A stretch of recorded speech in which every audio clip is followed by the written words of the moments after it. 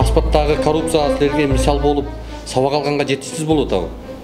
Улубек, қарсаңыз? Можно? Иә. Bir балаға екі ата қылып қойып отыр. Не деген бұл шермендешілік? Мына шығып отпайбы?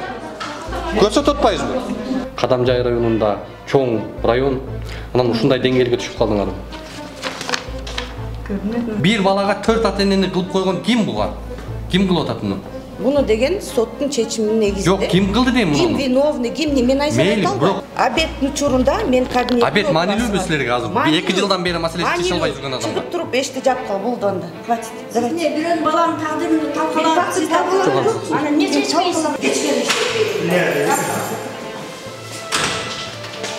Бул жакта ушундай экен, сыртынан куттап коймой, кадимки эле жагдай экен.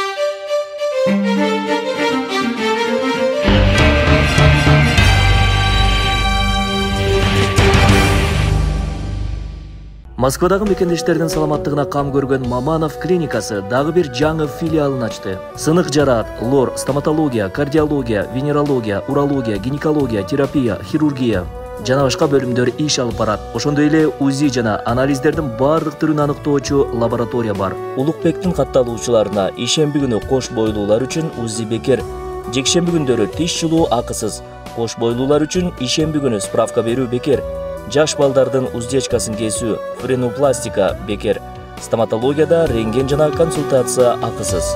Дарыгибиз Перова метросу 1 Владимировская көчөсү 34/1. Телефон номерлери 8 995 557 10 44, 8 929 643 29 31.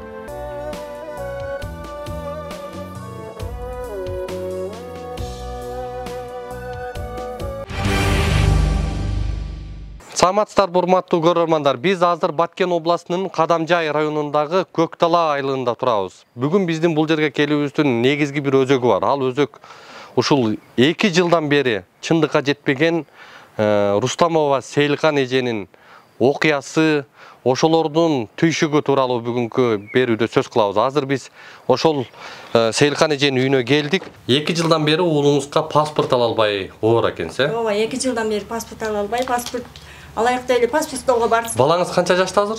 Азыр 20 жашка кирип калды азыр. 18 жашынан алыш керек эле. Ооба. Ала албай атасыздар азыр. Кандай болуп атат? Эмне тоскоол болуп атат? Айтыңызчы. Баламдын күбөлүгүнөн башка ноокаттык бала паспорт алып алган. Көкжар айыл. Ноокат району Көкжар айылынын тургуну алып алган паспорт. Мына күбөлүгүнөн ошо бала алып алган. Ошо бойдон биз паспорт ала албай жүрөбүз. Барсак эле башка бүт органдарга кайрылдык, кайрылбаган органдарыбыз калбады, башка күбөлүк алыңыздар дейт. Жок, жүйө эмнеде болуп атат? Сиздин уулуңуздун намындагы күбөлүк менен башка райондун тургуну паспорт алып алган болот атабы? Ооба.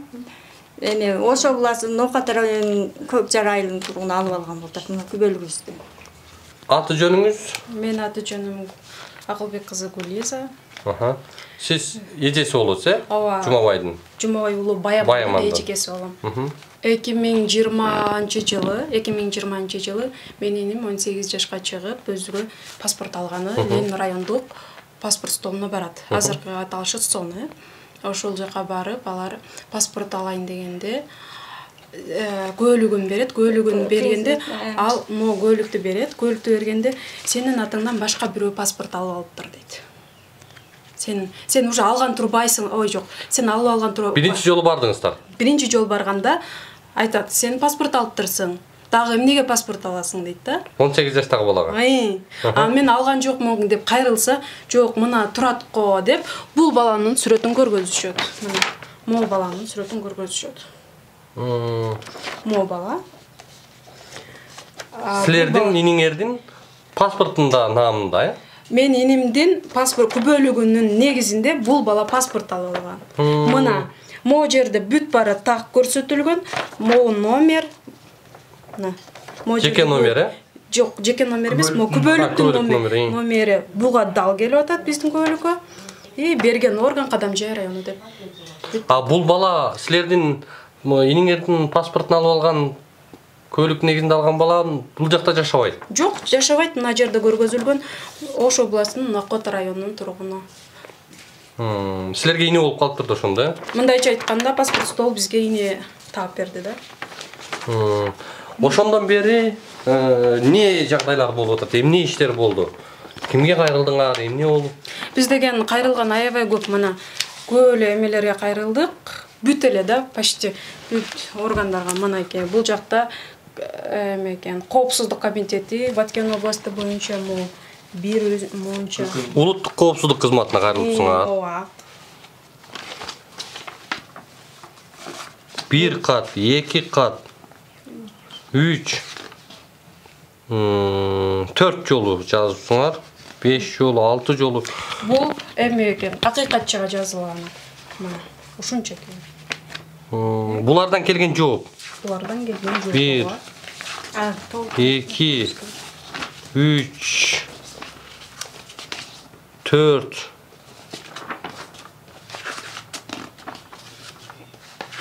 4 kopyası kim bu? 5.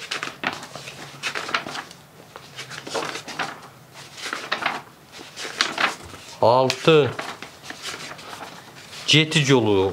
Hakikatçıdan 7 жолу кат келиптир силерге. Ооба. Кыргыз Республикасынын президенттик аппаратынан келген. Президентке кайрылыпсыңар. 1, 2 жолу кат келиптир алардан. Бул ички иштер министрлигине. Бул ички иштер министрлиги дейт. 1, 2, 3. 3 жолу кат келиптир ички иштер министрлигине. Прокуратурасы. Прокуратура 1 кат, 2, 3, 4, 5, 6, 7, 8 жол. 8 жолу кат келиптир прокуратурадан, э? Ооба. Ош облусунун прокуратурасы, башкы прокуратура экен. Бул ошондо сиздер кайрылбаган жериңиздер калбаптыр, э? Ооба, кайрылбаган жер. Мен цифрага кайрылдыңыздарбы? Ооба. Электрикке окшойт да. Цифровизация. Кайрылганбыз. Мына 100. Жок, санариптик өнүктүрүү бар ага да кайрылганбыз. Монун ичине тиркелип калса керек. Эми эмне болду? Ушунча кат келиптир. Оң жыйынтык чыкпады ошолордон? Жок, оң жыйынтык чыкпай, алар айтып атат бизге башка пин номер. Бул жерде алар айткандай башка пин алгыла деп атат да. Башка пин могу жерде көргөзүлгөн. Мына пин блокто турган пинди силер алгыла деп атат. Жокпу бул жерде? Бул жерде ал пин эле эмес да. Эгер пин эле болсо биз алмакпыз. Бирок бул жерде пин эле эмес. Неге дегенде, себеби могу жерде жазылып турат. Бул номер могу көөлүк менен бул бала алып алган деп атат. Эмне үчүн бизде колубузда документтерибиз бар туруп башкага алмаштырабыз? Биздики менен башкага берип коюшат дагы, биз алмаштырабыз. Эмне кызыкчылык болушу мүмкүн мында? Бунда деген кызыкчылык болушу мүмкүн, себеби деген биз баягы күнү барганыбызда Бишкек шаардык кайсыл жер болуп калат?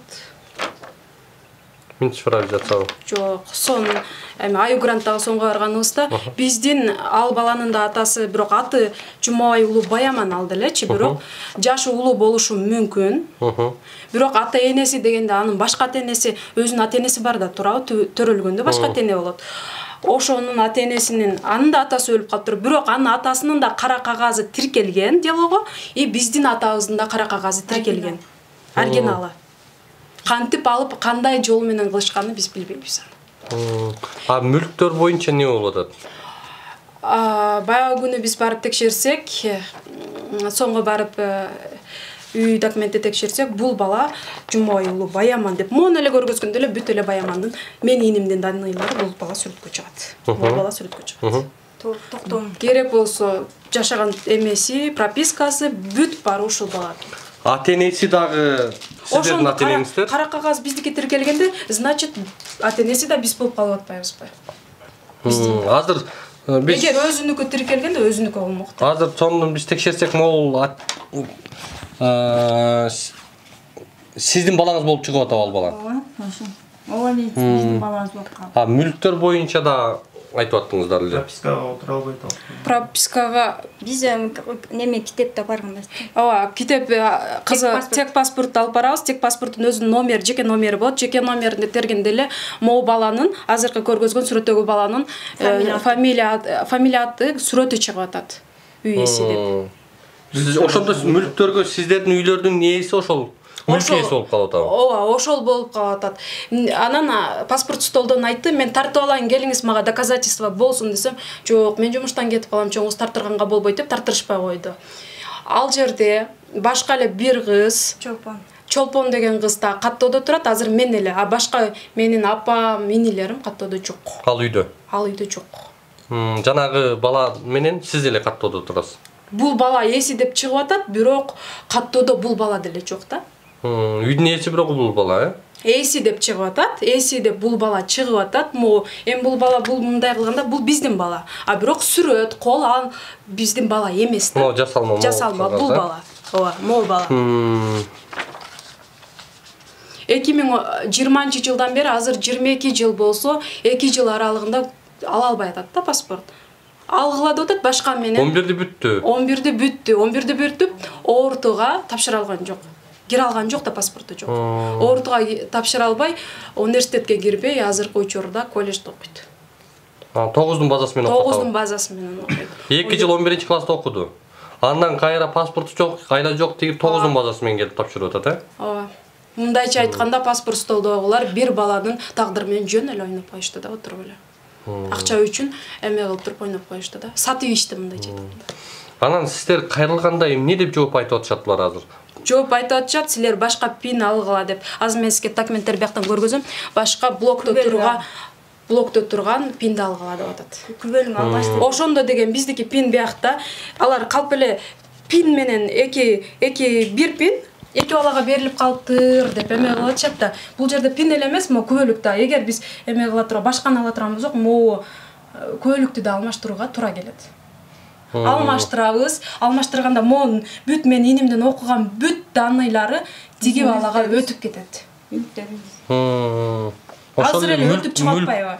Мүлк ээси да болуп калат ошондой эле. Бул не кагаз, Бул деген тиги баланын окуду бүткөн аттестат экен. Мына. А бул жакта печать жок эч кандай. Эч кандай печати жок, аттестат экен. Өзү негизи печаты жок аттестат болбошу керек деп ойлойм да. Муну жөн эле эме дагы тастыктап айта алат да, мындайча айтканда. Могу жакта Оштун ички иштер башкармалыгы атайын арыз менен кайрылган экенсиздер. Бул арызда ишти кыскартып сотко жеткизбей, кылмыштын курамы жок деп жаап коюптур да. Бул 2020-жылдын 27-июнунда айтып атат. Тергөөчү милициянын полковниги Токоев Б дейт. Бул жерде сиздерге дагы бир жагдай, бул тергөөчү тергегенде жанагы азыркы сиздердин уулуңуздардын күбөлүгүнө ээ болуп аткан жарандын ата-энеси каршы көрсөтмө бериптирго бул жерде. Биз да таң калдык, ушундай болуп калыптыр деп айтып атпайбы апасы? Алып алган баланын негизги күбөлүгү мына. Могу күбөлүк экен. Өзүнүн күбөлүгү. Баштапкы күбөлүгү өзүнүн туулганда. Эгер могу жакта да жазылыптыр, ушул номер сандык. Мына. Эмне үчүн өзүнүн күбөлүгү бар туруп биздин күбөлүк менен алып алат. Бул күбөлүктү силер каяктан аласыңар? Апам барып, өзү баланын ата-энесинин үйүнө барып. Үйүнө барып тартып алгансыздарбы сөткө? Тартып келген. Берген апасы. Бул күбөлүктө ата-энеси, кадимки өзүнүн ата-энеси жазылып, бирок пини башка, Пини бул жерде көрүлгөн эмес да, бул биз деген пини бул жерде көрүлгөн эмес. Өзүнүн могу номери жазылыш керек болчу да күбөлүгүн негизинде могу күбөлүктү алгандачы. 72. Көрдүңүз, экөө бири-бирине дал, эч кандай дал келбейт. Азыр бул күбөлүгү жокпу өзүндө? Көрсөтпөйт абы? Билбейм, аз барып биз аны азыркы убакта тактап эме кыла элекпиз. Буга деген ошол жылдары мына күбөлүктү берген. Соцфондтон силер кандай кагаз алдыңар? Соцфондтон биз деген биринчи Бишкектен мындай кагаз берди. Соцфондтон чындыгында эле бул бала Муну көлүк сиздердики экендигин тастыктап берди. Тастыктап, ушул бала биз жөлөк була алабыз да Соцфондтон. Атабыз өтүп кетти деген. Жөлөк була алабыз. Азыркы учурга чейин алабыз да. Азыркы күндө да алабыз. Мына деп тастыктап берди. Бул жерде ата-энеси жазылбагандыктан биз ата-энеси менен жазылып, пин ушу баланыкы деп тастыктоочу мынандай кагаз алдык. Кадамжай районунан. Соцфондунан. Алар айтып атышат, бул пин мурдатан эле сиздики дагы. Бүт. Тастыктап берип атат, өздөрү. Тастыктап берип атат, мону тастыктап. Соцфондтон. Алар айтып атат, эмнеге тиги балага башка пин беришпейт, сиздин балаңыздын пинин эме кылып атат. Сиз деген биз да мынтип ойлодук да, мейли адашып калса адашуу болот, адамда адашуу болот деп ойлосок, жок, адашуу болгон эмес бул жерде. Эмнеге дегенде 2010-жылдан бери ушул пинди колдонот дагы 2018 эле адашуу болуп өтүп кетет. 2010 бирок бул жакта өзүнүн көлүгү мынан бар турбайбы? Мына жерде бар. Турат. Бул көлүктү бүгүн жокко чыгарып туруп, силердин көлүккө ээ болуп калып атат экен да? Жокко чыгардыбы, чыгарбады, аны тастыктап эме кылыш керек. Түшүнүктүү. Анда азыр биз эми урматтуу көрөрмандар, кое турмуз. Аларды да айтайын да мен. Бул несі? Текшергенде ал баланын өзүнүн ата-энеси көбөлөктө мына деп турат да. Кыпчаков Жумабай деп турат да. Мунун атасы да өтүп кетиптир, каза болуптур. Мунун атасында кара кагазы тиркелүү, бул биздин атабыздын кара кагазы да тиркелүү. Аларда.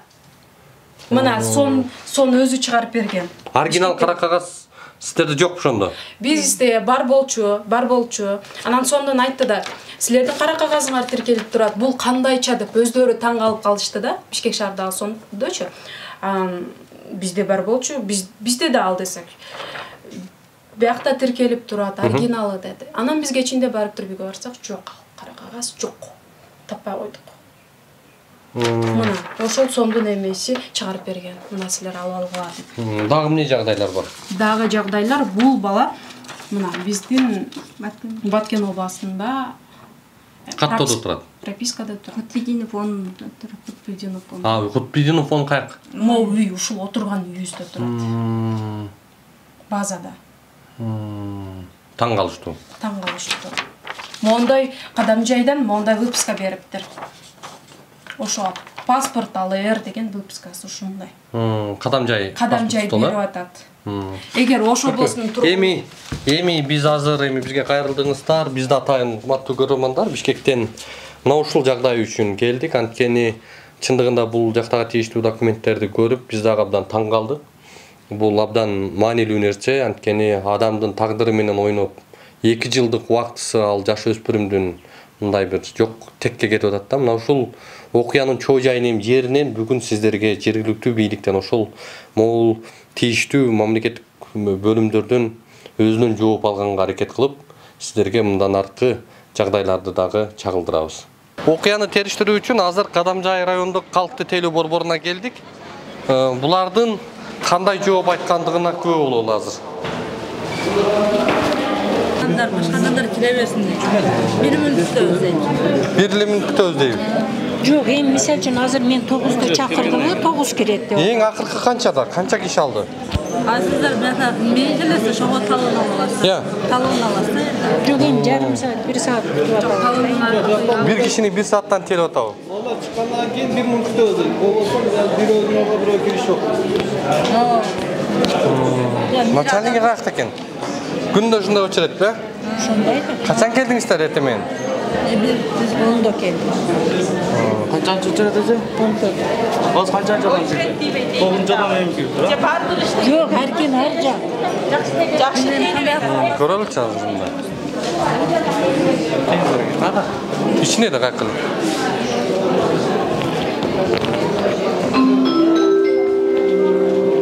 Ham nege boşla oturasınlar? Ben Türk'ü oyup parayım. Ya. Oyup. Oyup'iniz mi? Oyup elektronlu podpis. Oyup болсо анан опу карайм. Эшиктеги кезекти көрүп атасыңарбы? Ооба, көрдүк, караңыз. Бул жерде мына 3, 4, 5 булар только паспорт алат и пин алат. А силер неге отурасыңар жөн эле? Мен ойуп. А булар эмне бош отурат? Мына отурат, бул чагыл отурат. Бұл жақ архитектор нагу отырады. Бұл жақ стажер. Бұл жақ жардам беріп отырады. Жетекчиңиздер каяқта? Соның жетекшісі мен бүгін. Сиз бұл жақта? Мен атым Улукбек, фамилиям Карыбекулу, журналистмин. Сизге ошол Көктала айылынын тургуну сыздап барбаган жерине барыптыр эми.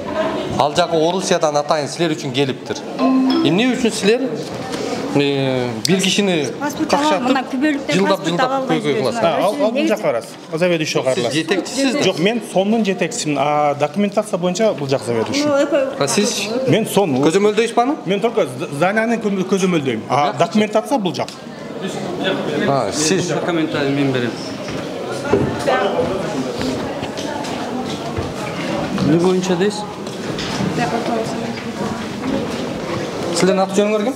Мен Анаркул Азамат Абдикаримович. Өзүңөр тааныштырып койсоңуз силер? Атым Улукбек, журналист. Кайерден, кайсы журналисттен? Көз карандысыз. Жакын берсеңиз, мына боюнча мен Жумабай уулу Баяман Мейлі алтақ мейлі, моң қарап тұрыңыз. Мейлі қарап тұрыңыз. Бишкекке. Ленинскийге кайрылган.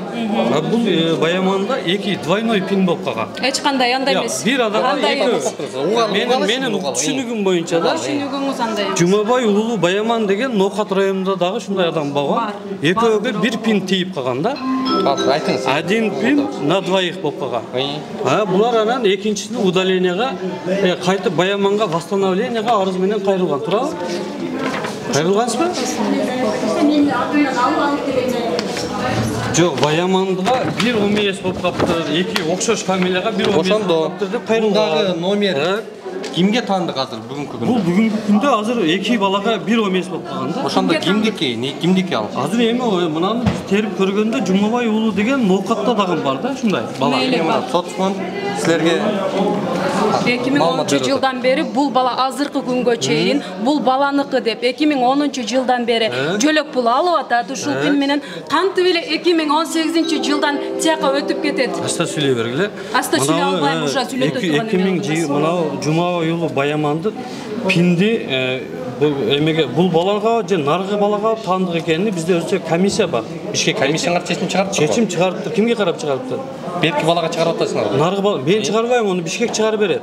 Силер буга башкалардын баарын чалгандан кийин биз атала чыгарган эмеспиз. Кайда аталарды көрүп атасыз? Бул кайсы жылгы билсеңиз сиз карасаңыз. 10 жылдан бери муңку деп атат. Туура. Ондан кийин азыр келип эле буга чыгарып койду. Эми мындан карап туруңуз. Мынан. Кармап турсаңыз, мындан карап туруңуз. Билесиз, бирок сиз азыр пин эле деп атасыз, эмне үчүн бул бала могу свидетельство рождения деп турат. Кадамжайский район дейт. Бул өзү Нокат район тургуну эмне үчүн бул пин көөлүктүн негизинде алып алат? Токтоп турайм. Мынау пин, мынау кийин, мынау токтош, мындай кылалы. Пин качан берилет өзү? Бала туулган учурда берилет. Туулганда монуку Моо болот, моо пин.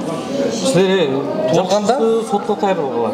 Мынау бала сиз айтып атасыз, мынау номер паспортко түшүп калган. Жок, паспортко, жок, мындан карасаңыз, бул жакта берилип аткан анкетада караңыз. Түшүндүм. Сиз түшүнүп угуп туруңуз. Сиз мени угуңуз, анан кийин сүйлөйсүз, угуп туруңуз. Мен аста сүйлөмөк түгүл уже мояка чыгып. Мурууга кайрылды, тергөөчүгө кайрылды, СНБга кайрылды, акыйкатчыга кайрылды. Акыйкатчыга кайрылдыңыз, туурабы? Биздин управленияга, департаментке кайрылган. Бул кайрылган жери калган эмес, сиз айтмакчысыз. Ал жак айтып атат, силерди былыктырып койгон деп атат. Былыктырса сотко Онду сотко бергиле.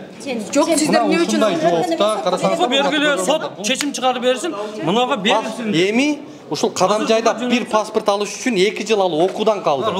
Эч кандай эч нерсе болгон жок.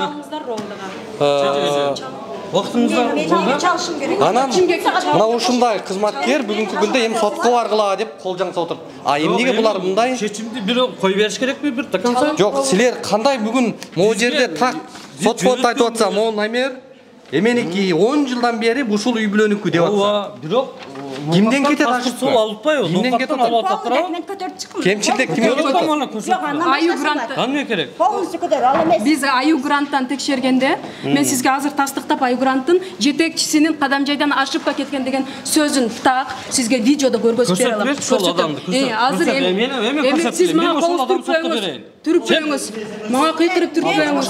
Я көрсөткүлө. Жок, түртпөңүз мени. Бүт эмесине кириңиз. Мындай эмес, чоң Макуланды сесеме кылабыз мен. Мен бала менен Эми анда муну номерация могу жерде барбы? Кайсы номерация? Муну паспортта. Бул жерден чыккан эмес. Булар чыкпаганын компьютерге түшкөндө кийинги мына баштап булабы? 2003-жылы алган. Мына 2018-жылы алган. Кийин канча деп атат? Токтоп турсаңыз, кийин бүгүн келип туруп жоготуп же сууга түшүрүп бирдеке кылып алса, жаран келип арыз жазса, кийинги жаңы жазылганды кайра үстүнө чыгарат. Мыналар жокко чыгып кете берет. Кайра болуп туруп. Акыркы номердеги бул жерден компьютерден чыга берет. Мурдагылар эмне? Архивди көтөрбөйсүңөр баары? Архив турат мына. Анда эмне үчүн бүгүн буякта турган нерсе буякта өзгөртүлүп калып атат? Бөлүктүн архивин чыгарам дейби. Кайсы? Азыр турсаңыз, эмне үчүн бул өзгөртүлүп калып атат буякта? Анысын билбейм. Себеби компьютерге түшкөндө автоматически мына компьютерден чыгып калат. Компьютерге ким түшүрөт ушуну? Компьютерге түшкөндө автоматически бизде AIS программа бар. Силер кыласыңар. Биз кылбайбыз. AIS программаны бул программисттер бизге салып берген. Биз ошол программа менен иштейбиз. Азыр ким силер аткарасыңар да, аткаруучу силер да. Аткарганда биз аткарганда свидетельство о рождении жазылган автоматически бул жака түшөт. Токтогула. Мына жерде баарысы мурда болуп турат дагы, мына жерде эмне үчүн өзгөрүп атат деген вопрос коюп атабыз. Бул качан берилген? 3 жыл мурун берилген неме. Ким берди муну? Биз чыгарып бергенбиз. Анан эмнени айтып атасыңар? Мун деген өзү айтып мына. Эмнени айтып атасыңар анан? Жок, мен сизге жардам катарында бергем. Буну ким паспорт алганын көрдүңөр? Кадыров дегендер турат. Бул биз чыгарганда менин фамилиям түшүп калат, ошондуктан биздин фамилия. Силердин фамилияңар менен берилип атат. Берилген эмес. Силер чыгарып берип атасыңар. Мен бул эжиге жардам иретинде чыгарып бердим. Жардам иретинде чыгарып, жардам кылып чыгарайбы жок. Соцфондго неме кылганбыз. Жоксуз, эми күнөө кимде? Муну баары мурда базада мондай болуп келет дагы. Паспортты алганда муну көбөлүк болуп чыгып калат. Эмнеге? Эмнеге дейсиңер? Айтып атам азыр. 2003-жылга алган свидетельство о рождении кийин кайра алса, бул калаттаган кийингиси жазылат. Бүгүн алсаңыз, бүгүн эртең алсаңыз, ушундай болот. Жөн эле оюңарга келген нерсени жаза бересиңерби? Же бул кагаз негизинде жазасыңарбы? Оюнга келип, мен бул жерде мен ойноп отурамбы? Же базарда картошка сатып атпасаңар анда? Картошка сатып атпасаңар? Мамлекеттик кызмат экен. Мага жазылган нерсе компьютериме түшүп келет. Түшүнүктүү. Буну программистер жазып берген ушул жерде картошка сатып отурбасаңар, могу жерде кагазда кандай көрсөтүлсө, силер мунуга ошону чыгарып беришиңер керек. Кечирип коебуз. Менден не чыкса, мен ошону чыгарып берем. Силерден компьютерден мен өзүмчө жазып ала албайм. Паспорт сатуудагы мыйзамсыздык, коррупция, ошол кимде болсо ошого айтыңыздар. Бизде барбы, жокпу, ошону. Мына ушул жагдай дал ушул бөлмөдөн, дал ушул кызматкерлерден башталып атат. Урматтуу бийлик башындагы чиновниктер. Бүгүн паспорт сатуудагы коррупция дал ушундай аймактардан башталып атат. Бүгүн мына ушул эле үй бүлөгө дагы башка жарандардын наамында адамдар каттоого туруп калып атат. Эмне үчүн? Анысына тиешелүү болгондор көрөсүң. Бизге үйдүн документин азыр мына эже келет, документин берсе мен каттап берем. Азыр кимисин келтирип талонду басайын эле, ошол эмне иш болсо көрөсүңөр. Эмеге кирсин эле, биздин кара кагаздар бүт бара чыгып атат, аны бизге көргөзүп берди. Кайсы кара кагаздар? Биздин өлдү деген паспорт. Астаңыз мүмкүн? Ата-энесин атсаңыз? Сиз эмне мындай үстүктөн эмес, ичине чоң Астаңыз муну? Мына мен ачып берип атам. Анчалык андан да свидетельствосын чыгасаңыз көлүгүн. Свидетельствосын эрте акча деген бар экен, ошону ачып. Ошондо бизге тастыктап чыгарып берген. Силердике тиркелип турат. Бириңиз Или өмүрдү бүткөндү. 9-6 айына кечелик чыгарып бердим. 9-6. Мына көлүк.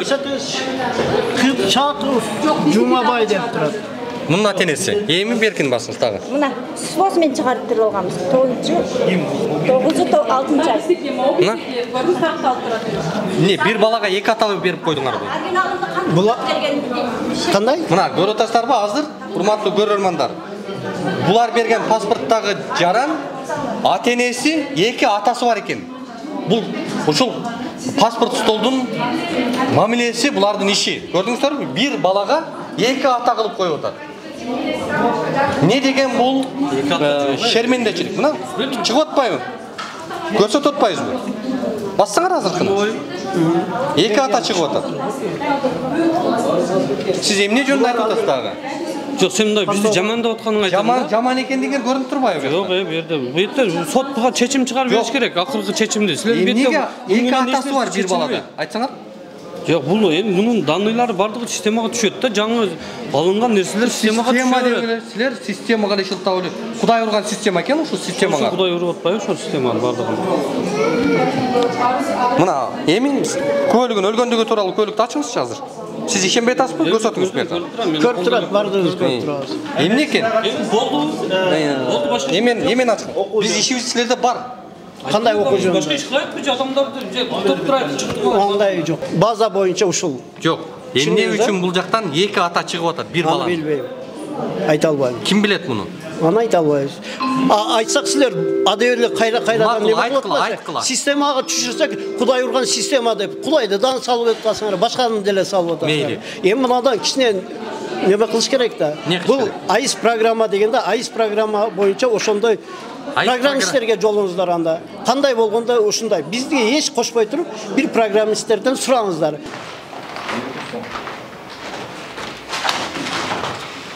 Мен атым Улукбек, фамилиям Карыбек уулу, журналистпиз, Кылкан деген медиадан.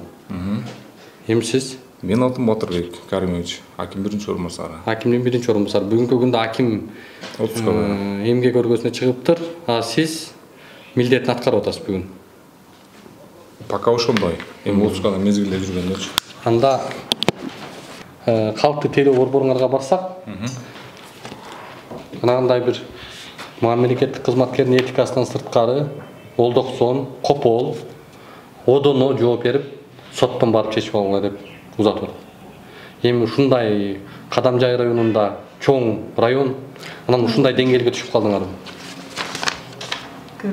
Жок, маселени ким сиз түшүндүрөсүзбү? Мен түшүндүрөм. Могу Күбөлүктүн Жумай уулу Баяман 2002-жылы туулган. 08-08 ошол негизи монун Мо Күбөлүктүн негизинде Баткен областын могу жерде бүт жазылып турат, Көкталайдын тургуну. Ушул Күбөлүктүн негизинде Ош областı Жумай уулу Баяман алдагы, бирок Ош областынын Ноокат районунун Көкжар айылынын тургуну Мо Күбөлүктүн негизинде, Мо пиндин негизинде паспорт алып алган. Могу жерде бүт тастыкталып туратыны. Мо номерди буга салыштырыңыз берген одан Кадамжай. Анын баштапкы көлүгү мынау. Маркасы Көктала дедиңиз, а? Соцфонддон тастыктама берип атат. Булар 10 жылдан бери ушул пин менен колдонуп жүргөндүгүн тастыктап берип атат. Жөлөк пул берип атабыз. Анан мына президенттин аппараты, ички иштер министрлиги, прокуратура, Ошто тергөөчү, РОВД мына мындай том кат болуп кетип тур. Акыйкатчы мына бүт ушул мына бала бүгүн ушунун үйүндө бүгүн каттоого туруптур. Кадамжайда каттоодо экен. Эгер көрүнбөй атат десеңиз, мына салып чыгат. Көрдүңүз? Эми азыр сиз Ноокат районунун эмеси бул жакта турат. Президент дайым кайсы жыйында болбосун айтып атат, элдин маселесин чечкиле, чуркап жүрүп чечкиле деп атат. Ал сөздү кандай болот? Жооптоп бериңизчи, мына көрөлүчү. Булар чуркап эмес. Ал жагы Орусиядан атай үчүн келип карындашыбыз. Мына. Азыр биз сизди ушу камеранын коштоосунда өзүңүздүн кол астыңыздагы ошол калкты тейлөө борборундагы кызматкерлериңиз менен маселени көрүңүз. Мына бир кишиге ошол баланын 2 атасын 2 ата кылып коюптур бүгүнкү күндө. Могу өлдү деген кара кагаздын оригиналын тиркеп коюшкан ал балага Ноокат району. А бул көрдүңүзбү? Кадамжай районунун Көктала айылынын тургуну. Биз муну алдап бергенбиз жок. Жок, азыр ордап. Наследство менен мына сумкам Бишкекте жүрүп кандай болгон. Эми булардын үй мүлкү болгон үлүш жерлердин баары ошол баланын намына өтүп калыптыр.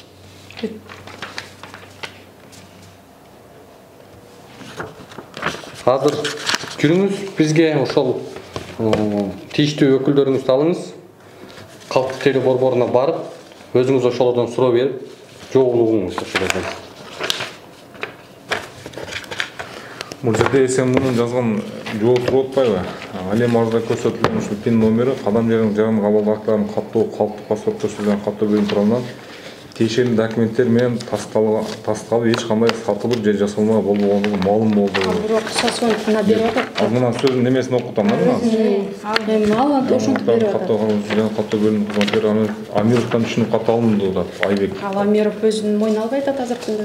Азыр Амировго айттык. Эмне үчүн эки атасы бар бунда? Эмне үчүн бул эженин баласы болбосо буга бала кылып койдуңар? Деген суроолорду берсек жооп бере албайт. Канча мамлекеттик прокуратура, милиция жана башка кызматкерлер азыркы учурда башка облустарда иштеп жаткандыктан ал адамдар суракты жүргүзүү үчүн мүмкүн болгон эмесин билдиребиз. Сот органдарына кайрылууңузду билдиребиз. Сотко кайрылыңыз деп турасыз да? Мына сотко кайрылганда тергөөчүлөр ишти кыскартып атат могу. Жетпей атат да сотко. Таныштырып өтөйүн. Биринчи мына Марказ айлык өкмөтүнүн башчысы, как раз ушул эже жашаган жерде Көкталдачы. Экинчиси Сасалык фондунун башчысы, райондук. Бул райондук билим берүү бөлүмүнүн башчысы, как раз жана аттестат деген маселелер боюнча. Бул жак райондук прокурордун орун басары, госрегистрдин аты-жөндөрүн айтып койсоң. Азыр неме суроо бергениңизде өздөрү тааныштырып айтып өтөт.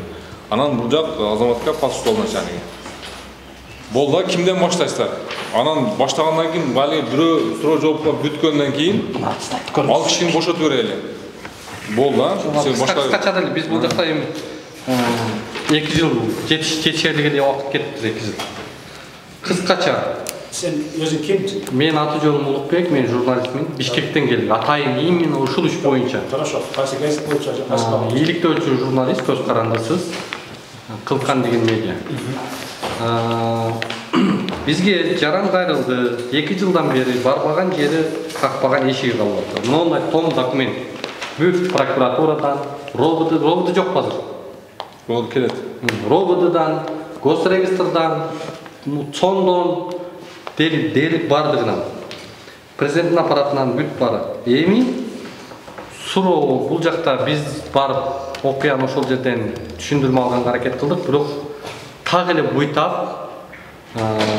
түшүндүгүңөр келбеди силердин. Кызматтык функционалдык милдетинен бир аз оолагыраак, ушул кызматкерлер бир аз кийин кадрдан көрүп аласыздар анын иликтөөнүн жүрүшүндө. Аны айтуунун кажети жок. Эми бул жакта жаран келип баштапкы жеке номери менен көлүк алып каттоого тургандыгын азыр бул жактан тастыктайлы. Социалдык фонддун өкүлү, сиз ушул жарандын көлүгү экендигин тастыкта бересизби? Бизде жеке идентификациялык номерди 2015 жылдын августуна чейин бергенбиз. 2015тен кийин жарандык актыларды каттоо бөлүмүгө райзакска өткөрүп бергенбиз. Ага чейин бизде 2010 жылы катталып тур бул жаран Жумабай уулу Баяман. 20808-2002-00011 деген. ОМС-теги номер. Жеке идентификациялык номер. Бизде ушул каттоодо турат. Бүгүнкү күндө тастыктайсыздар. Сиздерде каттоодо турат. Канча жылдан бери турат экен? 2013 жылдан бери дейт, бирок бул туулганда эле берилет. Бирок бизде баягы программада обновление болуп турганда ушул последний обновление болду. Сизден жетиштүү ошол болду. Андан тышкары дагы двойной кетип калган болсо аны тактап туруп, мен азыр сиздер чакырганыңыздардан тактап туруп монтип жооп берип атасыз. Маселе эмне маселе боюнча экенин билбей туруп эле келдик. Бирок колубузда бар маалымат. Бул документти сиздер бердиңиздерби? Жок, бияк сиздерден албадык буну. Жок, сиздер бердиңиздерби? Биз бердик. Сиздер канчасында берип атасыздар? 24-июнда. Кече берип атасыз, жакында. Тастыктап 2010дон бери бери дегенде эле ушул пинд экен. Эми бул жарандар азыр барып көзүнө көрсөттү. Урматтуу прокурор мырза, сиз угуңуз. Анткени ушул жаранда биз сурасак, бир кишиге 2 өлдү деген көлүк. Мынау өлгөндүгү тууралуу көлүк.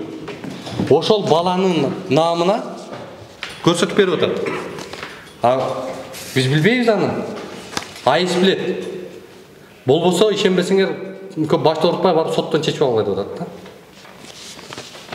Мына бул баланын баштапкы көлүгү, урматтуу прокурорумуздан. Башындагы көлүгү. Эми караңыз, кара жаңы көлүгү. Мына бүгүнкү күндөгү бул жарандардын көлүгү. Эми бул көлүк менен баштапкы булар моонун негизинде берип атат. Моонун негизинде бердик деп атат. Бул балага паспорт берейик. Азыркы могу балага паспортты моонун негизинде бердик. Мунун дагы данныйлары менен, мына көлүктүн данныйларын караңыз, бир чак. Эми паспортты алганда муну чыгып калды. Эмнеге? Ошону прокурорго катары сураңызчы бияктан.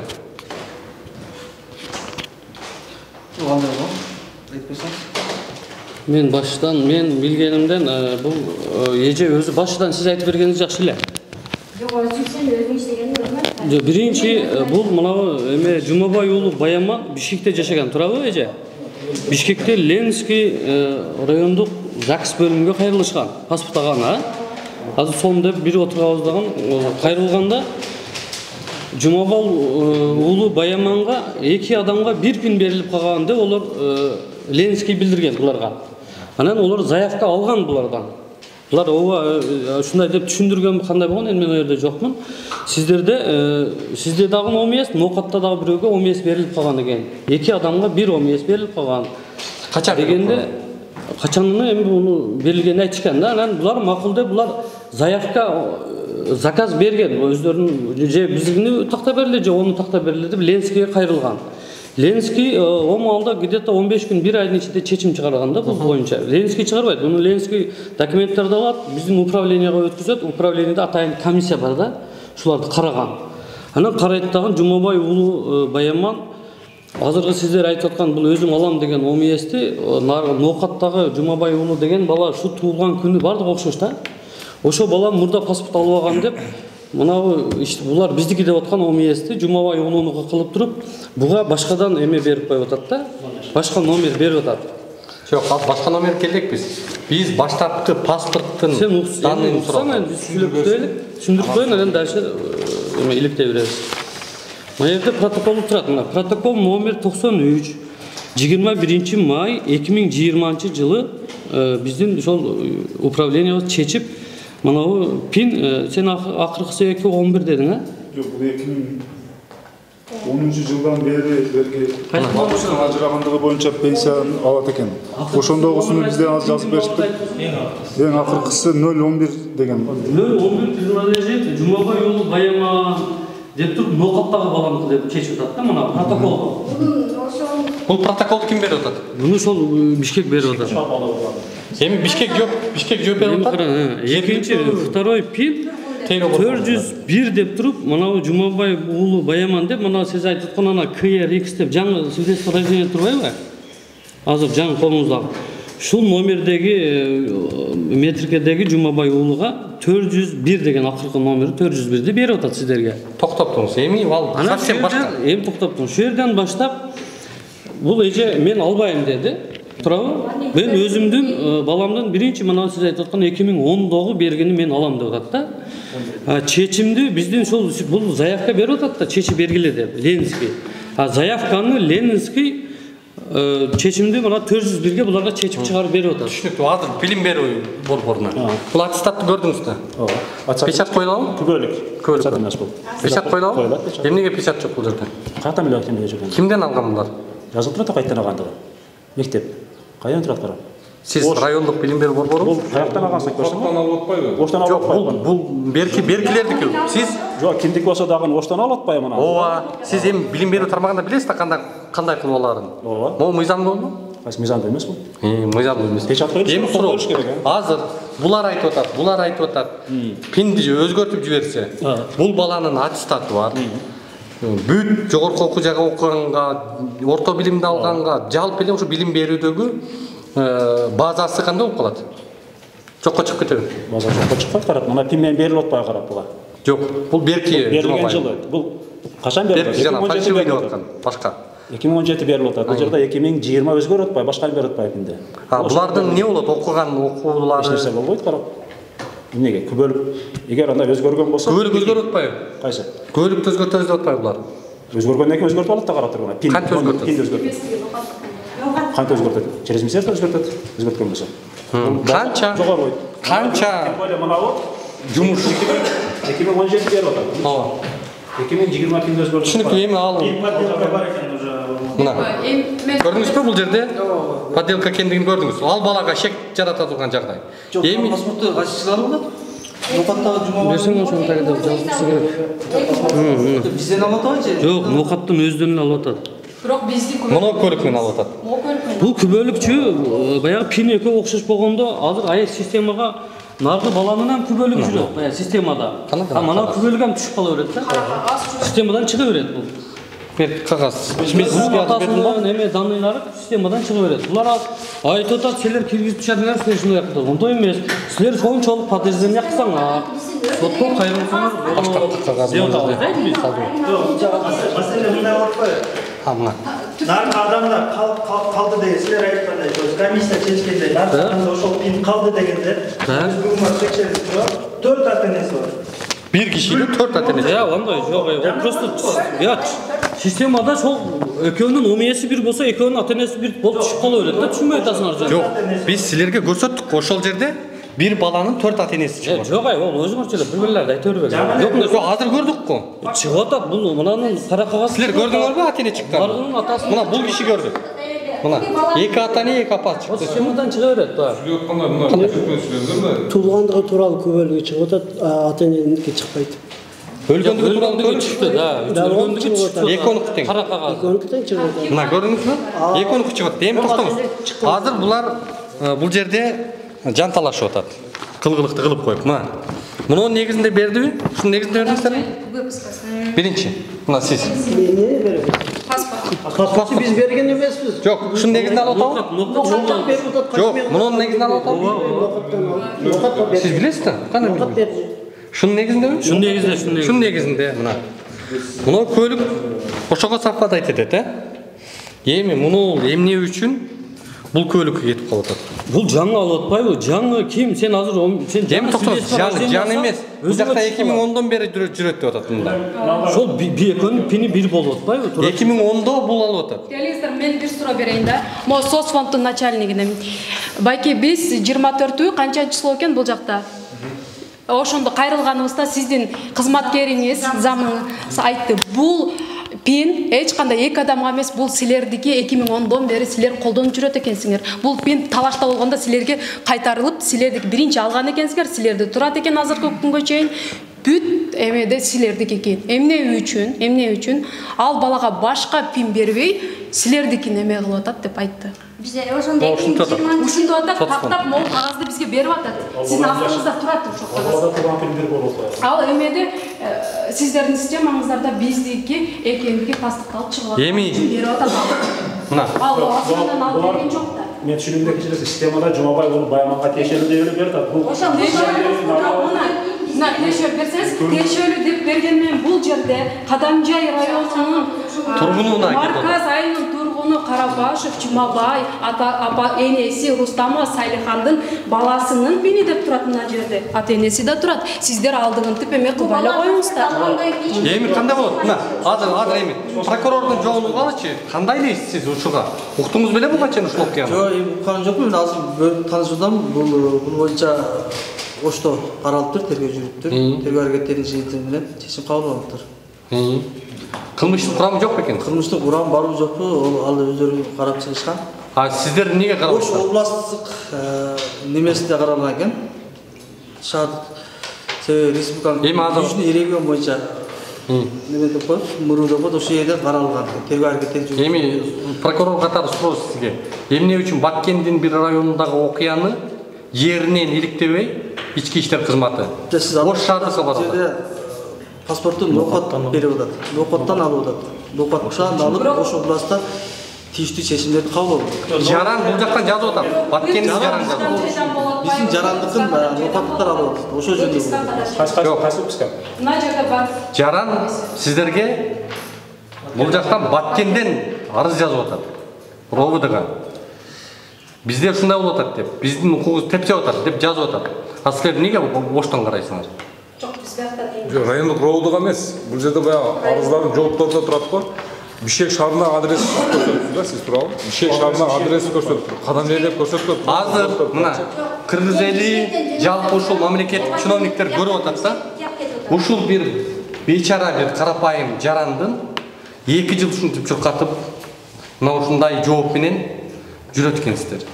Не болот эми? Биз арызды караган эмеспиз. Мына кызматкерлер жооп берип атат ушинтип. Барып соттон чечип алгыла деп. Жок, бизге арыз менен кайрылсын. Биз арыздын карап, чечим кабыл алып жазып. Канча жыл кетет ушул үчүн дагы? Жок, кетпейт. 14 күндө карап беребиз. 14 жумуш күнү. Сиздер алган эмес экенсиздер, кайрылган экен апам. Кайрылган экен, алып барыпсыздар. Бишкек шаарынан арыз жазга не болду эле? Айтыңыз. Прокурор. 2020 баламы паспорт ала албай берди. Эми прокуратурага келдим. Прокуратурада ал мезгилде карантин мезгилде охрана эме деди. Арыз алган балдар чакырып келемне чакырып келди. Bir bala çıktıdan, tanıştıdan, dokumentlerimi gördü, kayra kirip gitti. Kayra kirip yarım saat çoğuldudan, kayra çıkıp, 2 bala çıktılar. Anan oşodan, süleşiden siz Bişkek'e barasız mı devanan, daha kayra kirip gitti, daha birisi çıktı dağın, eme dedi, siz barın de, pasport stoluğa barın da, Rayzak'sa arz yazın, Bişkek'inizge varıp çeçip alın de. Atı jönü kim eken hanım? Atı jönü Nurcanlı, Nur Birbeket degen Bişkek'ten, kegen bala болуш керек. Мурда таң бери көптөн бери иштейт. Мурда мен жерим боюнча да кайрылгам, жер боюнча да ошол бала. Түшүнүктүү. Сизде кадам жайда прокурорлор арыз кабыл албай калганбы? Жок, арызды кабыл алабыз. Биз арызды сөзсүз түрдө кабыл алышыбыз керек. Эмне үчүн албай койду? Ал жагды билбейт экенмин. Ал жагы пандемияда келдим дейт. Ким кабыл алган билбейм. Бул жерде мына бүт жактын эженин арызыбыз караганбыз. Арызын караганбыз. Үлүш жерин алдыр үлүш жерин жеке менчик өтүп кетти деген боюнча карап чечим кабыл алдык. Үлүш жерин өзүнүн жеке менчик өткөн эмес. Өткөн эмес, өзүндө турат. Ишенмесеңиз ушул айыл өкмөттүн өкүлү турат. Айыл өкмөттүн айтып койсоңуз. Мына урматтуу көрөрмандар, айыл өкмөттүн өкүлү айтып койсоңуз. Азыр прокуратурадан жооп келип атат мына. Ош областынын прокуратурасы, башкы прокуратурадан,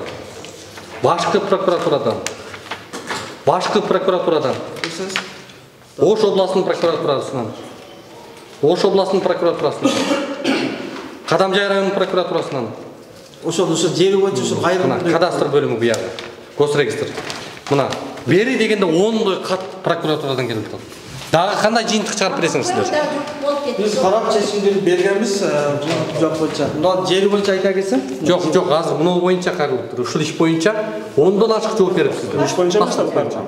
Бул жер боюнча кайрылып. Жок, ачсаңыз артын. Кадамжай районунун прокуратурасына жер боюнча кайрылып. Мына жер боюнча биз текшерип чыгып, мунун жери 10 сотик үлүш жери турат өзүнүн атында. Мына ошо Жаңыбай уулунун жок. Жумабай Жаңыбайдын атында турат.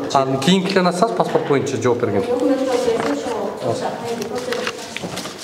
Жалпы жолунан өзүңүз көрүңүз, канча жол башкы прокуратура жер берги. Бул арызыңызды немеге берип атат? Арызды жөнөтүп атат, ошо ички иштер бөлүмүнө. Мына прокуратура бүгүн жазсак да сиз жөнөтүп коесуздар тияка. Жок, жөнөтпөйбүз, биз карап чыгып чечим кабыл алабыз. Могу чечимдерди ошондо не болот? Карайбыз да, карап чыгабыз, юридикалык баам беребиз. Жок, бул чечимдерге ынанасызбы азыр? Кандай ынанасыз? Могу. Биз азыр таанышып чыгып Таанышып чыгыш үчүн канча керек сизге? Окуп чыгыш керек ошо. Ошо азыр айта аласызбы кайра? Окуп чыгып? Айттым. 1-2 саат. Мен суроо бере алайынчы. Менде бир суроо да. Сиз жаман мындай ортого түшө калып эле 1-2 саат керек анан буякка дагы келесиз. Сиз эмне анча мындай эме болуп атасыз? Чыйпылыктап атасыз сиз. Эмне болду? Чыйпылыктап атасыз да, чота. Мен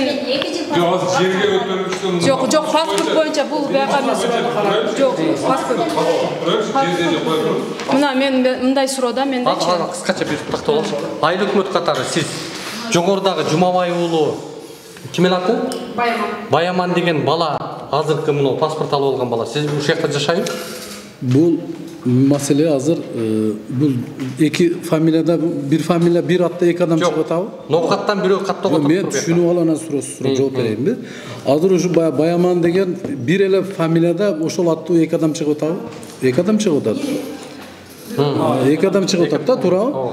Силер биринчи ОМСти талашып атасыңар да, биринчи ОМС боюнча документ алышыбыз керек деп, туурабы? Эми жаңы мына ОМС боюнча мен түшүнүгүм мына мурда ОМСти бияктан алышкан. Жөн эле кагазга жазып берип коет эди, туурабы? Компьютер деген нерсе жок. Анан ошондо катталбай калышы мүмкүн. Эми азыр ол өзгөргөн менен иш берде эмес. Жок, бул жакта сатталган деп тастыктама берип атпайбы? Сиз эмнени айтып атасыз? Бала биринчи нокатта туулуп күбөлүк нокаттан алган экен, туурабы? Жок, күбөлүгү көк жар деп турат го. Коктала деп турат. Азыр көрдүм да, мен алып берсем. Жок, сиз могу суроого жооп бересиз. Бүгүнкү күндө нокаттан жараны сизде каттоодо турабы? Бул каттоого азыр айыл өкмөт жооп бербейт. Жок, сиздин айыл аймакта жашайбы? Жашайт 17 000 адамды мен ар бирин жаттап билбейм да. Жок, азыркы жаран жашайбы? Жок, мен барып Коскинегадан көтөрүшүм керек. Коскинегадан көтөрүп базаны карап чыгышым керек. Азыр сиз кайсы жактан? Кадастр. Кадастрдан кандай дейсиз буга? Бүгүнкү күндө мүлктөрүн дагы жок, жерди азыр паспорт боюнча сөз болуп жаткан мынау жигит азыр мына. Мынау азыр мынау жигит паспорт алган бүгүнкү күндө. Бирок бул жарандардын үй мүлктөрүнүн ээси болуп чыгып атат. Мен барып текшердим. Эмнеге? Ээси деп чыкты. Мына башка кызыкчылык ушул жакта болушу мүмкүн мына. Нар жакта боласыздар, мүлк ээси катары бүгүн мынау бала Кадамжайдагы үй мүлктүн ээси болуп атат. Эмнеге?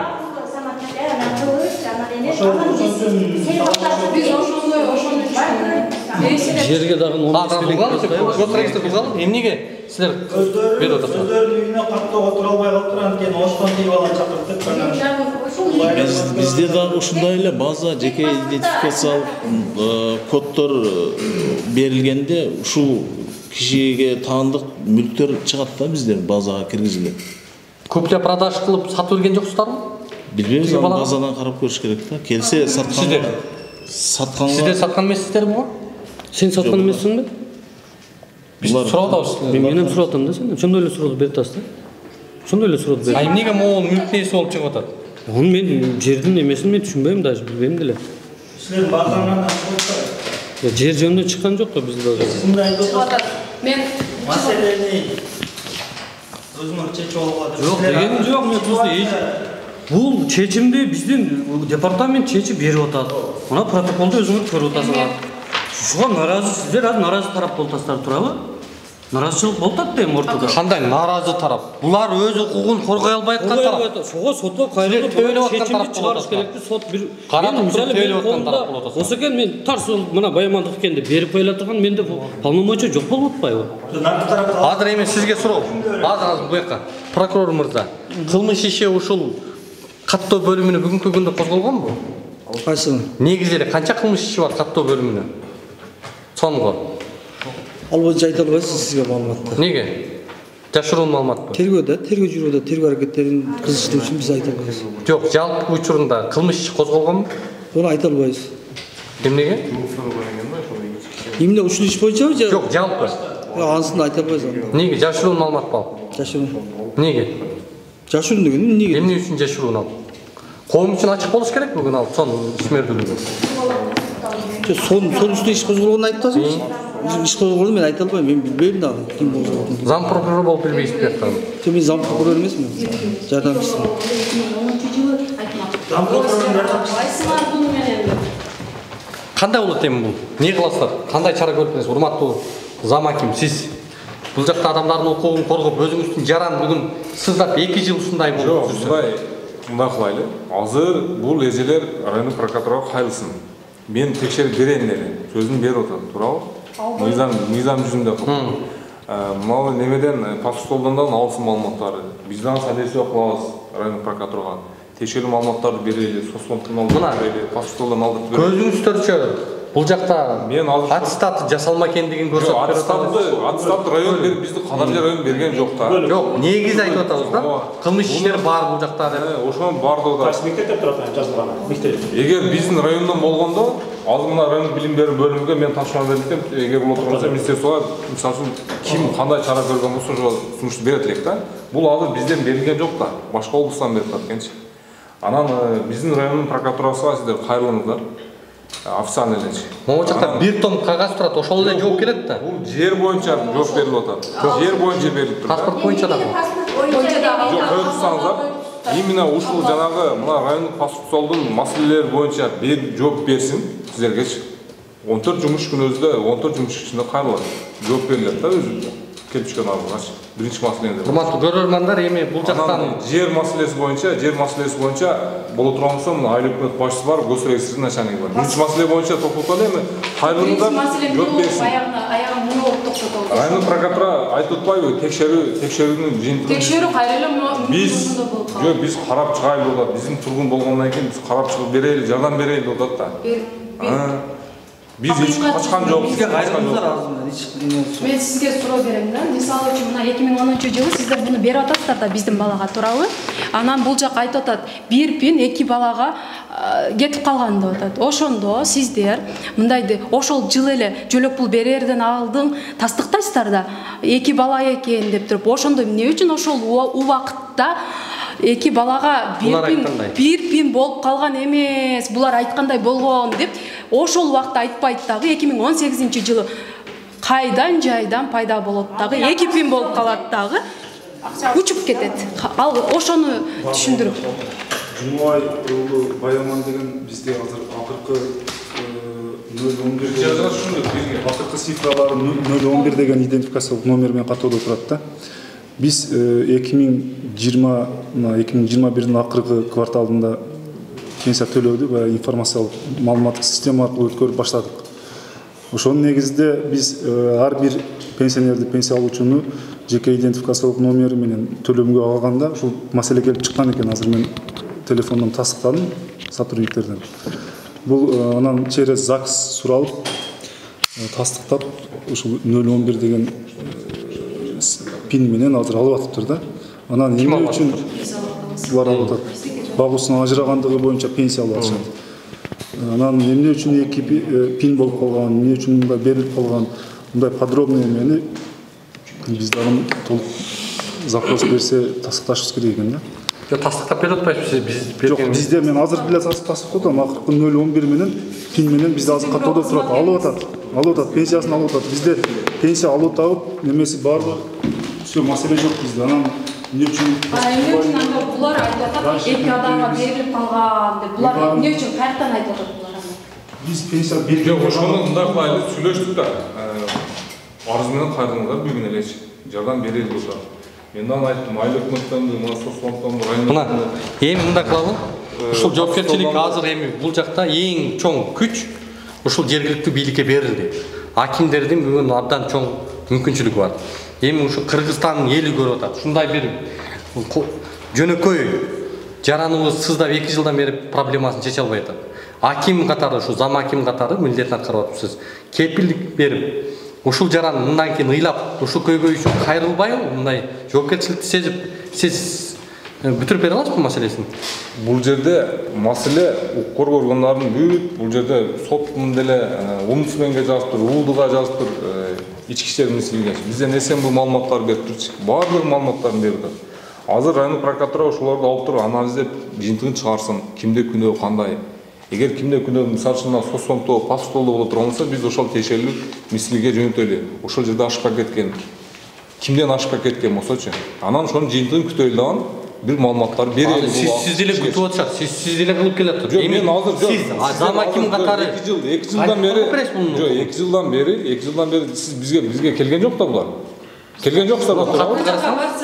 Кабыл албай атса. Жок, сиздер 2 жылдан бери бизге келген жоксуздар. Жок, мына эми келди да. Ооба, келди. 2 жыл жүрүптүр. Мен айткам, келген болсо мына тиешелүү азыр структураларды чогултуп бердик. Мына өздөрүнүн сунуштарын айтты, пикирлерин айтты, кандай эмне болду. Анан райондук прокуратура өзү азыр айтты, биз териштирип карап берели, жардам берели деп. Биз аны паспорттордон башкалардан жардам берели. Аны жардам берели бар айтып атат. Эми биз сизге жоопкерчилик тийилип атабыз. Ушул камеранын астында эртең ушул жарандар ыйлап дагы маселебизди чечип берген жок. Баягылар жөн эле сүйлөп коюп эгер биз дагы мыйзам чегинде гана жардам бере алабыз да. Анан буга чейин мисалы үчүн берилип кеткен адамды жок, мыйзам бар дейсиз. Мыйзам болсо күбөлүктүн негизинде алышын. Жок, ошол мына соцфонд берип коюп атпайбы, экөөнү акимият берген жок деже, туурабы? Ошону аныктап, иликтеп чыксын деп атабыз.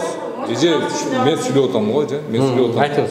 Аныктап, иликтеп чыксын, кимдин ошибкасы болуп атат, маалыматтар жөнөтсүн. Анан боло турган болсо, биз мына санарип министрлигиге, ошол тиешелүү органдарга биз калып жөнөтөлү, жыйынтык боюнча. Ушул эле суроо эми мына Курманкул Булушев мырза, сиз жогорку кеңештен дайым айтасыз. Мыйзамдын бир тамгасын өзгөртпөйбүз. Биз прокуратура реформаны кылдык. ар бир районго прокурорлорду ротация кылдык. Демек биз эми мыйзам чыкылдап саатта иштетебиз деп айтасыз дайым. Мына прокурор, сиз урматтуу Курманкул Жулушев мырза, сиздин өкүлүңүз отурат буякта. Кылмыш иши канча козголгондугун, иштердин баарын тергөөчүлөр жаап салгандыгын, бул жакта жаран 2 жылдан бери ыйлап жүргөндүгүн даттанып бизге келип кайрылды. Ошол прокуратурада өкүлү катары кепилдик берип бул жерде чындыгында моолдай мыйзам бузгандыгын аныктап, тийиштүү адамдарга жоопкерчиликти тарттырып, кылмыш жоопкерчилигин ачып, ушундай алешемдик кылган кызматкерлерди жумуштан алганга, укуктук жоопкерчилик тартылганга кепилдик бере аласыздарбы? Биз биринчиден мыйзам чегинде карап чыгалы. Ишти биринчи таанышып, мыйзам чегинде жооп беребиз. Азыр алдын ала эч ким айта албайт. Анычы. Мыйзам чегинде болуп баары келсе. Мыйзам чегинде болбой атпайбы? Жок, карап таанышып чыгасыз. Карап таанышып чыгасыз. Тергөөнүн жыйынтыгы менен кабыл алган чечимдерди карап чыгабыз. Буякта карап чыгабыз.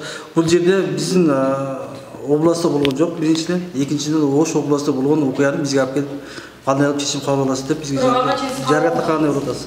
Бул Ош областында болгон иш. Ош областында тергелип чечим кабыл алган иш. Анын үстүнө көзөмөл турган өзүнүн Ош областынын прокуратурасы бар.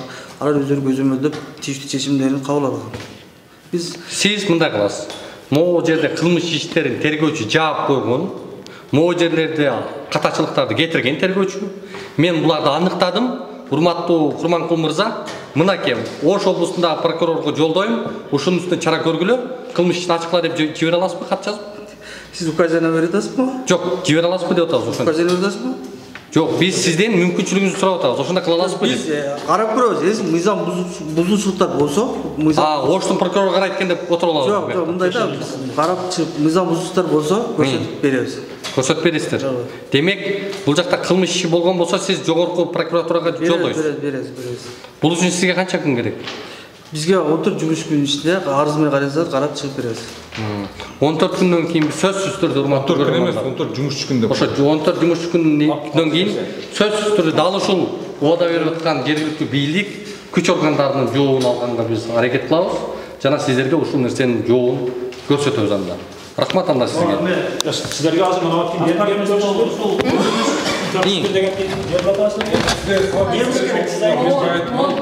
Мына адам бир акыркы суроо болду, акыркы суроо. Мына паспорт столдо.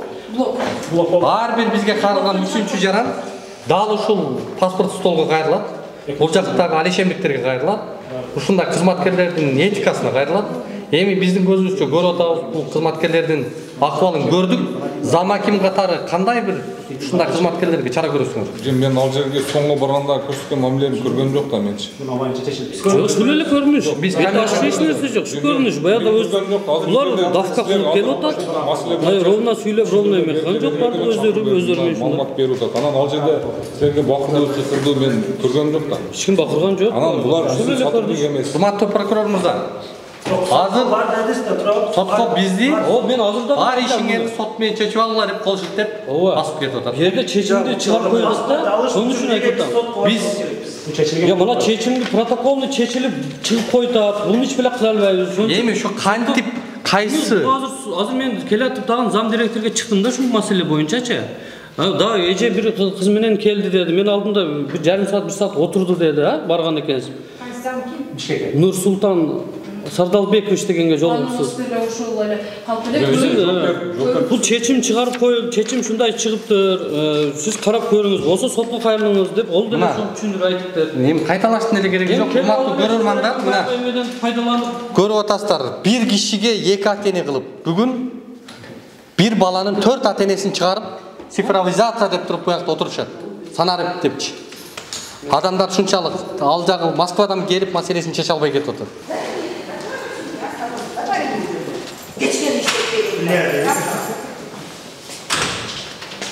Бул жакта ушундай экен, сыртынан куттап коймой кадимки эле жагдай экен. Кимди кабыл алгысы келбесе, ким менен ким жакпаса, келип эле тарт эшикти жап дейт экен буяка.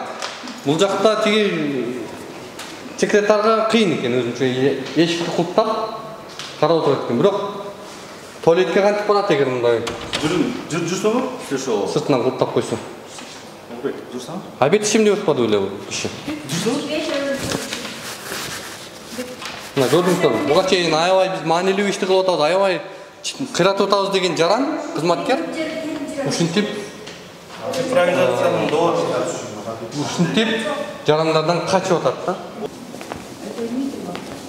Силер мындай эл бар бир силерге мына маселесин чечкен отурасыңар да бу жерде. Я же работаю, подождите, что случилось? Что Джонатан Бери шумит? Биз 2 сааттан бери күтүп атабыз силерди. Эшикти илип аласыңар келсе. Бул биринчи суроо сизге.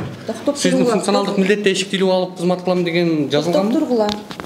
Менде жазып турат 14:00 сыртта бүгүн элдерди кабыл алам. Бүт барды жазылуу. Биз 2 жылдан бери маселесин чече албай атат экен. Эгерде бул маселе жолго албайт силерге. Анда сиз сот тараптарга кайрылсаңыздар болот. Мына көрдүңүздөрбү? Кагазды кармап көрбөй, маселеңе эмне болуп атат? Мен бул маселени укканга барбай туруп сотко баргыла дейт. Анда эмнеге отурасыңар силер бу жерде? Берилген экен да жооп, официалдык түрдө жооп. Эмнеге отурасыңар силер эгерде маселени чече албасаңар? Мен маселелердин баарын чечип. Анда токтоңуз, анда чечсеңиз анда мен сизге айтып берейин. Мына күбөлүк жанагы силер фальшивый деп берген кишиңерди. Токтогуз, силердикин уктук биз. Мына өлгөндүгү тууралуу справка экен. Бул ошол силер берип койгон жарандын паспорту. Мына көлүктүн негизинде алып атат. Кандайча силер мына көлүгү турган кишиникин жокко чыгарасыңар дагы башка бирөөнүн көлүгүн берип, бир балага 2 ата-эне кылып берип атасыңар. 2 ата, 2 апа кылып. Бул 2018-жылдагы окуя да. Бир пин. Баяман, Жумабай Баяман боюнча. Эми муну караңыз. Соцфонд тастыктап атат. 10 жылдан бери муну пин силердики деп атат. Бүгүнкү күндө пособие алып, акча алып жеп атышат. Соцфонддон. Эми силер муну немесин карагыла. Муну аттестатындагы фальшивый кылып алып атат. Могу жерде печат болуш керек. Муну билим берүү мекемесиндеги өкүлдөр тастыктап атат. Бул таң калыштуу жагдай экен деп. Эми бул жактагы баалар, муну окуган предметтердин баары буга өтүп кетип атат. Шондо ушунчалык бардак силерде, мисалы үчүн эгер бул жарандар принципке туруп, принципиальный силердин позицияларды колдобой өзүнүн пинин алганга күрөшүп келатат. Канча киши мындай келсе силер кайтарып коюп атат экенсиңер да. Эми неге силер бул паспорт бизнестеги камалып аткан чиновниктер, паспорттагы коррупция силерге мисал болуп сабак алганга жетишсиз болуп атабы? Улубек, карасаңыз, можно? Мен сизге жооп бердим. Я видела этот вопрос. Жанагы кимдерде улуу. Биз бардыгын карадык. Биринчи жолу кайрылган экенсиңер, экинчи жолу кайрылган экенсиңер. Бир пинде 2 киши отурган болчу. 2018-жылы акыркы жолу документ берилип аттыр. Булардын бардыгын комиссия түзүлүп туруп карап. Окуңузчу, муну окуп туруп анан өзүңүздүн жоогуңузду угуңузчу. Не деп атат ал жакта? Мен көрдүм буну бардыгын. Качан берилген? Биринчи первоначальный ким алып атат пинди? Муну көлүк менен. Бул бардыгын көрүп, биз уже окуп, силерге жооп бергенбиз. Жок, первоначально ким алып атат могу жакта? Карасаңар? Карадым. Анда не деп жооп берип атасыңар анда азыр бир кишиге 2 пин берилип калыптыр деп. Бирөөлөр мунуку деп айтып атат сосын. Ал сөзүңүздү калп деп могу жакта көлүгү турат. Пини жазып турат. Мунун пинин караңыз. Нокат жазып берген. Муну пинди. Нокат жазып берген, анын баары түшүнүктүү. Жана пин боюнча заключение комиссия карап туруп чечим чыгарып атпайбы силерге, туурабы? Комиссияңар эмне мындай оюна келген, түшүнө кирген нерсени жазып коебу же кандай? Оюна киргенди. Неге могу фактыларды кесип калган жок анда? Комиссия. Мына карасаңыз эми. Азыр буякта угалчы, биз сизди уктук. Факт мына жазып атышпайбы? Булар деген пин боюнча уже бардыгын силерге жооп бериптир да. Башкача боло турган эмес. Биз өзүбүздүн пинибиз туруп анан эмне үчүн башка пинди алышыбыз керек? Жок, мындай кылалы. Сизден официальный бийлик өкүлү катары жооп алалы. Ушундай жаралып калды жагдай. Сиздин көз карашыңыз, действияңыз кандай бул боюнча? Не кылыш керек азыр булар? Ошону айтып бериңиз. Акыркы протокол 21 майда чыгыптыр, 2020-жылы. Ошол протокол боюнча Жумабай Улуу Баяманга жанагы акыркы 401 менен бүткөн пин каралган экен. Башка пин берип атасыңар да ошондо, Ооба. Эмне үчүн бул анда силерге бул бир мусорбу же черновекпи мунулар? Жок, мусор эмес. Неге силер первоначальный бул жакта, бул муну жарандык экен деп соцфонд берип атат силерге мына. Соцфонд берип атат. Муну официальный бийлиги берип атат муну.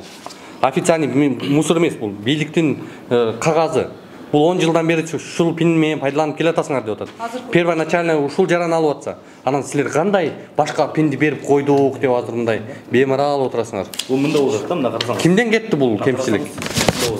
Жоқ, бияқтан угалчы, бияқтан сиз өзүңүздүн функционалдык милдетиңизди кылыңыз да, бияк жооп берсин бизге, жетекчинен жооп алыңыз. У человека есть два пина болуп туруп, анан мы разрешили так, что вам присвоили новый пин. Разрешениенин кереги жок. Сейчас по новому пину никаких проблем нету, можете обратиться без проблем, документироваться. Силер кызыксыңарбы? Экинчи маселе жуксаңыз, экинчи маселе.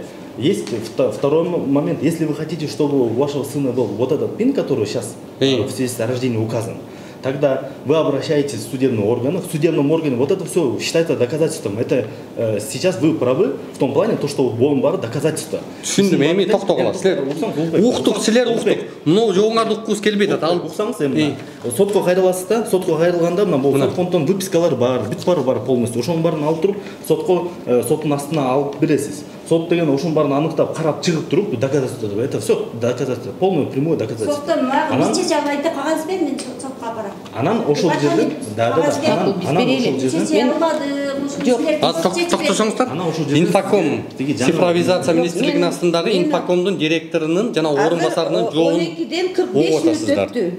Обедтин учурунда кирип, бизге обед дагы бербей жатасыңар, биз шарт бербей жатасыңар иштөөгө. Ошон үчүн силер, мен айткам 14:00-дө силерди кабыл алам. Жок деп эшикти ачып кирип келип, эч кимди укпастан өзүңүздүн эмеңизди айтып атасыңар. Биз сизге жана жоопту берели. Судебный органы можете обращаться. Түштөн кийин келесиңер, силер арыз менен биз кагаз түрүндө жооп беребиз. Мына көрдүңүздөрбү? Эмне үчүн дагы? Азыр мындай кылалы. Мындай кылалы. Силер жооп барбы? Силер Жок, бердиби сотко кайрылгыла деп. Бул токтосоңуздар, мен сүйлөшөйүн. Сиз ошибка кимден кетип атат азыр? Бул жерде ким кемчилик кетирди? Жок, ошо соттун кимден кетти бул катачылык? Эч кимден кеткен жок. Эч кимден кетпеди. Бул жөн эле кандай пайда болуп калды мындай? Бул ошибканын бардыгы соттун чечиминин негизинде чыгат да. Но бир пин эмне үчүн эки кишиге кетип, бир балага 4 ата-энени кылып койгон ким буга? Ким кылып атат муну? Муну деген соттун чечиминин негизинде. Жок, ким кылды дейм муну? Ким виновный, ким не, мен айта албайм. Мейли, бирок муну муакыбалга ким келип алып келди? Мен айта албайм, ким это 2018-жылдан бери болгон окуя айта албайм. Кайсы мекеме кылды муну? Соцфонд. Билбейм, мен көргөн жокмун документтер. Это бүт баарын сот аныктайт. Сиз компетенцияңыз туура эле келгенсизби бул кызматка? Сиз обедтин учурунда мен кабинетте обед маанилүүбү силерге азыр? 2 жылдан бери маселени чече албай жүргөн адамга. Чыгып туруп эшикти жапкыла болдонда. Хватит. Не, бирөөнүн баланын тагдырын талкалап, сиз талкалап. Анан эмне чечпейсиз? Мен чечем дедим. Кандай чечпейсиз? Анда сиз обед ичип келиңиз, биз отуруп турабыз. Дагы эшик тилеп алат экенсиз. Вот так. Я, иди. Все, балдар, тур. Жок, я уже все. Мне нужно. Сиз мага жооп берип коюңуз. Мен жооп бербейм. Мына көрүп атасыздар, бүгүнкү күндө ушул ноокаттын паспорт столу бизден кетип калыптыр, кемчилик, кечирип койгула деп, ошол райондун бир кичинекей кызматкери ушинтип кечирим сурап, кемчилигин мойнуна алып атса, алардын жетекчиси моундай мамиле кылып атат да. Эми канча киши дагы ушундай паспорттан жапа чегип, дагы ушундай акыбалга келет. Мына компетенциясы туура келбеген кызматкерлер ушундай элди эзип, элди кыйнап, элге ушундай түйшүк салып, мындай. Сейчас никаких проблем у ушулардын айынан 2 жыл дегенде паспорт ала албай, же окууга өтө албай, же сыртка чыга албай, мындай бир жаранды ушунчалык кордоп коюптур да. Бул не деген сөз да? Анан буларга мамлекеттен айлык берип, мамлекет буларга карап, элдин маселесин чечкилей, элдин маселесин уккула, кабыл алгыла деп отурат. Анан эми булардын акыбалы поведениясы ушундай болуп атат да. Паспорт. Жетекчи буяк келип отуруп алган турбайбы? Кандай болот? Не болот эми? Не кылабыз биз? Дагы канча? Жок, сиз эмне үчүн азыр мондай спорный момент болуп атат, текшерип бергиле деп айтпадыңыздар?